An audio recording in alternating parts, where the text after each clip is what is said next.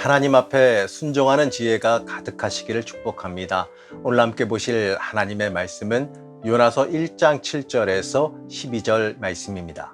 그들이 서로 이르되 자 우리가 제비를 뽑아 이 재앙이 누구로 말미암아 우리에게 임하였나 알아보자 하고 곧 제비를 뽑으니 제비가 요나에게 뽑힌지라. 우리가 그에게 이르되 청하건대 이 재앙이 누구 때문에 우리에게 임하였는가 말하라.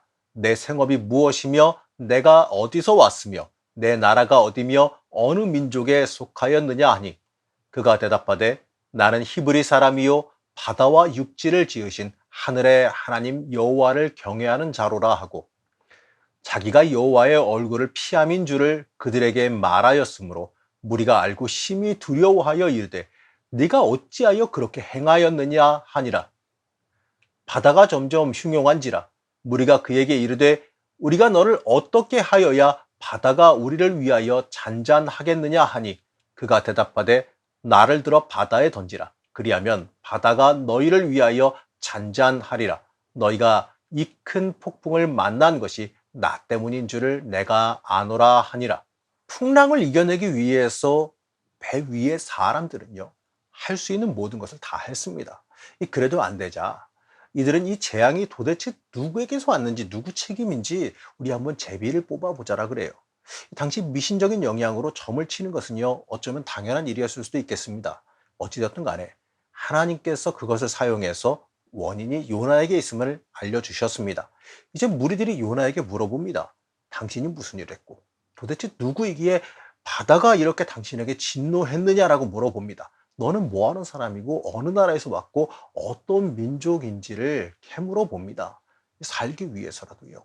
어쩌면 그들은 요나에게도 다그치듯이 물어봤을 수도 있겠습니다. 요나는요, 이 사람들이 어쩌면 좀 몰려와 있는 상황이죠. 몰려 있는 상황입니다. 이러한 상황에서 대답합니다. 9절 말씀입니다.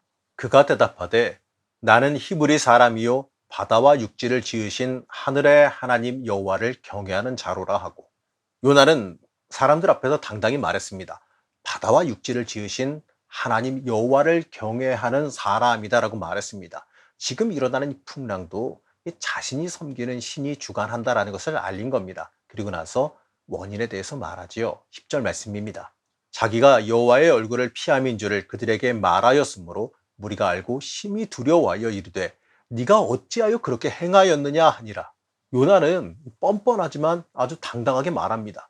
자기가 여호와의 얼굴을 피함인 줄을 그들에게 말했다. 요나는요, 풍랑이 일었을 때부터 아마도 그 원인이 뭔지 알았을 거예요. 자신이 하나님을 불순종해서 하나님께서 다시스로 가는 길을 막으셨다라는 사실을 너무나도 잘 알고 있었을 겁니다. 그럼에도요, 다른 사람들이 고통받고 있음에도 끝까지 모른 척 하려고 했습니다. 아마도 이 제비에 뽑히지 않았다면 끝까지 모른 척 하고 있었을 겁니다. 요나가 왜 그랬을까요? 바로 자신의 영적인 고집 때문입니다. 이 자신의 고집과 생각을 하나님께 관철시키기 위해서지요. 한마디로 자기가 옳고 하나님이 틀렸다라고 한 의미입니다. 물론 민족의 마감이 걸려온 일이긴 했습니다. 하지만 하나님의 선지자가 하나님의 뜻을 전하는 사람이 하나님의 뜻에 이렇게 불순종해서는 안 될 일이지요. 원인은 자신의 민족이 악해지고 하나님을 떠난 데 있는데 가서 민족에게 왕에게 하나님 떠나면 안 된다라고 해야 되는데 그게 아니라 오히려 원인이 되는 그 앗수르를 갖다가 피하려고 하는 거 아니겠습니까? 이제 배에 있는 모든 사람들이 두려워합니다. 바다를 만드신 신을 거역해서 벌어진 일이니까 더 겁나고 무서웠겠지요. 그래서 따져 묻습니다. 너 왜 그랬니? 어찌해서 그렇게 행했냐고 따져 묻습니다. 사실 이 제비가 뽑혔을 때요, 요나는 아마도 인간적으로는 가슴이 아마 철렁했을 거예요. 사실 망신도 이런 망신이 어디 있겠어요. 이방인들 앞에서 하나님께 내가 불순종했다라고 고백하고 있는 겁니다. 이 당시 유대인들의 입장과 선지자의 입장에서는요, 너무나도 창피한 일이지요. 이처럼 이 하나님께 행하는 이 불순종은요, 우리에게 망신으로 다가갈 수 있음을 깨달아야 됩니다. 오히려 더 어려운 일을 맞이할 수가 있어요. 하나님께 철저히 순종하고 하나님의 뜻에 맞게 사는 것이 정말 복이 있는 삶이란 그 사실을 우리는 잊지 말아야 됩니다. 이제 사람들은요, 요나에게 어떻게 해야 되겠냐라고 물어봅니다. 11절 말씀입니다. 바다가 점점 흉용한지라 무리가 그에게 이르되 우리가 너를 어떻게 하여야 바다가 우리를 위하여 잔잔하겠느냐 하니 하나님은 요나가 돌이키기를 원하셨습니다. 하나님께서 우리를 징계하기 원하시는 것이 아니라 우리가 순종해서 하나님의 길을 따라가는 걸 원하신다는 겁니다. 우리를 사용해서 주의 일을 행하기를 원하신다는 거죠. 사람들이 어찌해야 할지를 묻는 말에 이 정답은요, 하나님 앞에 엎드려 회개하고 배를 돌려 나를 돌아가게 해달라고 해야 되는 겁니다. 그게 맞아요. 그런데 요나는 사람들에게 정말 깜짝 놀랄 대답을 하지요. 12절 말씀입니다.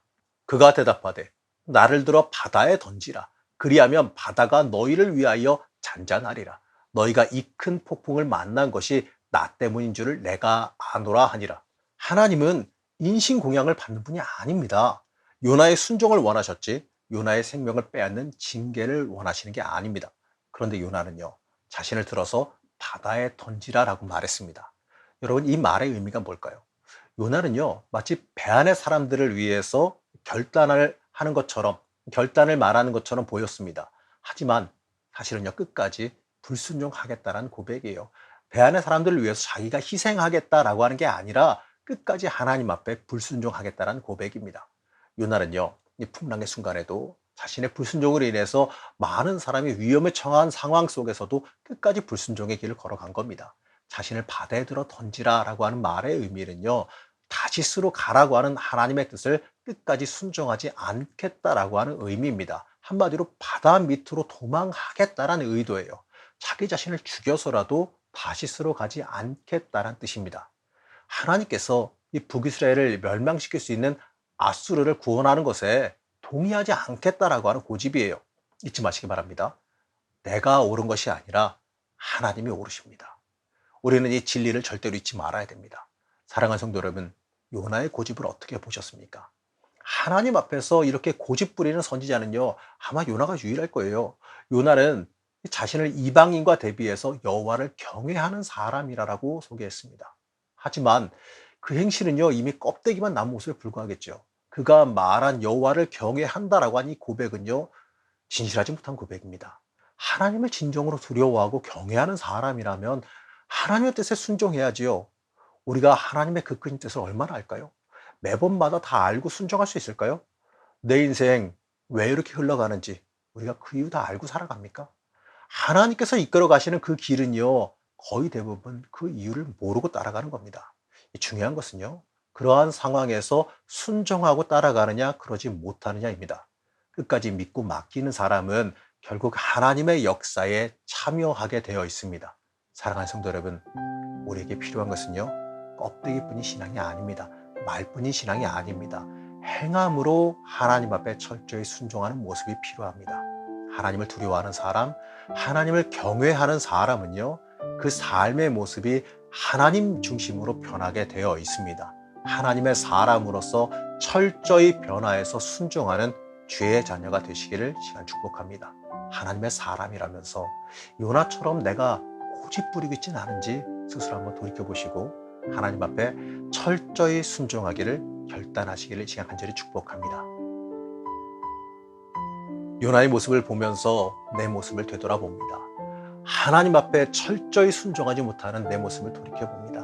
나를 용서하여 주옵시고 순종의 사람으로 변화하게 허락하여 주시옵소서. 우리의 삶이 하나님께 맡기는 삶이 되기를 원하오며 거룩하신 예수님의 이름으로 간절히 기도드렸습니다. 아멘.